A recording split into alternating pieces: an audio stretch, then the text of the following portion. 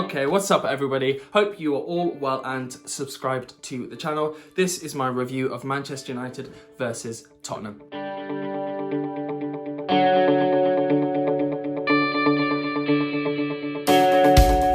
So I want to talk about three things in particular today. I want to talk about Tottenham's goal, I want to talk about Manchester United's lineup against Sheffield, and I want to talk about Bruno and Paul Pogba. First of all though, Tottenham's goal. Now, I think that a lot of people have been talking about who is to blame. Roy Keane obviously coming out and absolutely lamenting David De Gea at half-time. But I just want to say initially that while there were 3 or maybe 4 individual errors that all led to Tottenham's goal, what did we expect?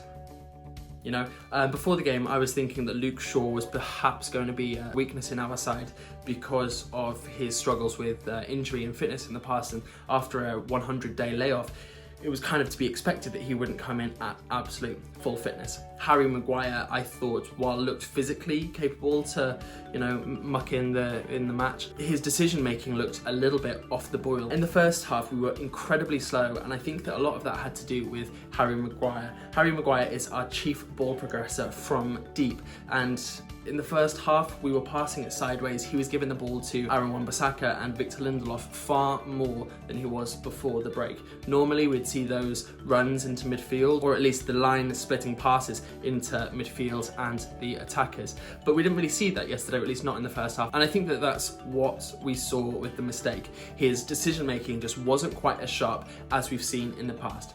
Now, when players make mistakes, I think it's important to look at whether or not that's going to be significant in our future games. And I think that because we've had a 100-day absence of football, the mistakes that Harry Maguire, that Luke Shaw and Victor Lindelof, and as well as David Gea to some degree, the mistakes that they made, I forgive entirely. Because coming into this game, no one should be surprised that players weren't at their best. And I think that's all we saw, is that Harry Maguire, Luke Shaw and Victor Lindelof weren't quite at their best, when unfortunately Steven Bergwijn was. Now, does that have any relevance going forward? Honestly, no, I don't think so. Or at least I would be shocked if we see similar mistakes in the next game. I actually think that it's important that we get the mistakes out of the way in the first match so that we remember the level required and in the Premier League. We were a little bit complacent, I thought, in the first half, and I think that's got a lot to do with how good we were before the break. But naturally, after 3 months off, we weren't at the same level in this game as we were in our last. Now, with David De Gea, I think that we're seeing a slightly different situation. David De Gea hasn't had a brilliant 18 months. Yes, we kept 9 out of 11 clean sheets in the run into the break, which obviously has a lot to do with him, but the mistakes have been continuous.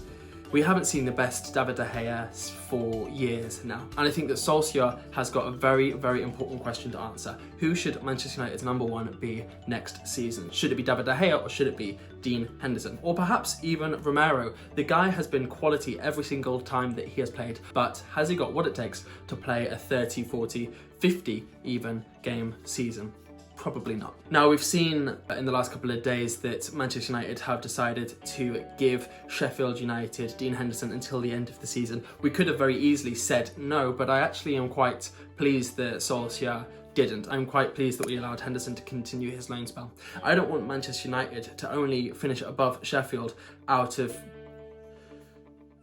taking one of their players. Manchester United need to be able to finish above Sheffield United with a full Sheffield United squad. If we cannot do that without harming their squad selection, then there are some very serious questions that need answering there as well. So in regards to our back four, did they make mistakes? Yes, absolutely. Am I worried?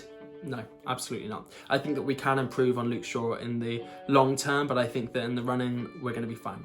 We were never, ever, ever going to win all 9 games, but there is a very real chance that we can go unbeaten. Chelsea will not. Leicester will not. They will both drop points. They will both lose games. And I think that they will both almost certainly lose more than one. Manchester United have got a very real chance to go the remainder of the season without losing a match. But we weren't going to win them all.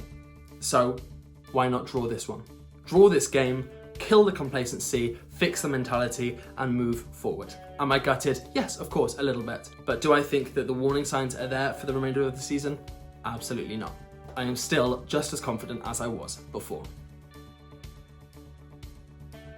Now I would like to briefly touch on lineups against Sheffield. I'm going to do a preview of that match all in good time, but I wanted to just talk about that game, as I think the lineup that we saw at the end of the Tottenham game is the lineup that should start against Sheffield. What I learned watching the game is that Dan James in particular needs to come off for Mason Greenwood. I thought Mason Greenwood was as much of a revelation as Paul Pogba and could have very easily had just as significant a contribution had he finished his chance in the last couple of minutes. While Dan James offers us something amazing on the counter-attack, he needs so much space to be effective. And against teams that are going to line up in that low block, I just don't really know what he offers us. Mason Greenwood gives us so much more creativity and quality, even at, 17 years of age? He has an eye for goal to rival Bruno, Marcus and Martial, and I think deserves to start on our right wing right through the running. Now, the biggest talking point from the game is probably that Paul Pogba has to start, and yeah, you're not going to hear anything different from me. Paul Pogba must start in our next game and for as long as he is able to. Obviously, there's going to be a lot of fixtures and not a lot of time, so he's not going to start every single match, but I think that in the 4-2-3-1 system that we're using predominantly at the moment, we need to start Pogba in one of the withdrawn midfield positions. Preferably, I think, next to Scott McTominay, as I think that Scott McTominay is only going to improve going forward. Having said that, I thought that Matic was excellent when he came on, and that Fred was a little bit unlucky to come off when he did. He slipped a couple of times, but similarly to Maguire, Shaw and Lindelof, I think that mistakes like that are due to the fact that he hasn't had any game time in the last 3 months.